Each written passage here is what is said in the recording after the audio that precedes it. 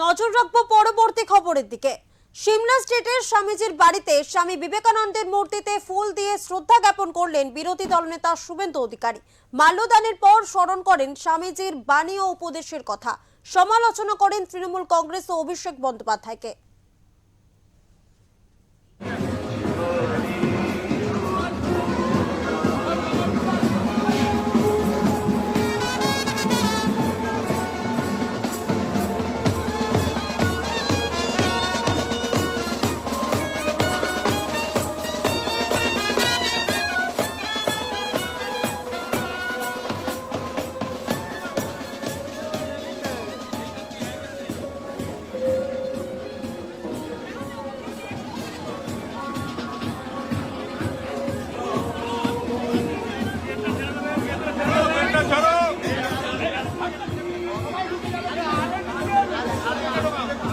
সবাইকে বলতে হবে, আমি যে কথা বলে গেছেন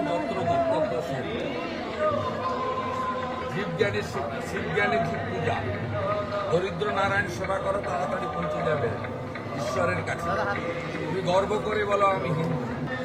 আমি যে আসল যুবরাজ, অন্য কেউ যুবরাজ নয়। আমি শুনেছি এখানকার প্রধান মহারাজ কাউন্সিলরদের ডেকে বলেছিলেন যে এখানে অন্য কারো ছবি লাগাবেন না। তারপরেও শুনি সেখানে গেরুয়া ধ্বজ খুলে ফেলে দেওয়া হয়েছে। কোথায় গেছে? না না, আরে যুবরাজ লিখছে, মুখ্যমন্ত্রীকে যুবরাজ লেখা হচ্ছে। স্বামীজির বাড়ি তো, স্বামীজি একমাত্র যুবরাজ। আমি 33 বছর এখানে আসি, আমার বয়স 55। আমি 22 বছর থেকে এখানে আসি প্রত্যেক দিন। আগে ক্যামেরা আমাকে হিসাবে আসতাম, এখন একটু বেড়ে গেছে। থাকি আপনারা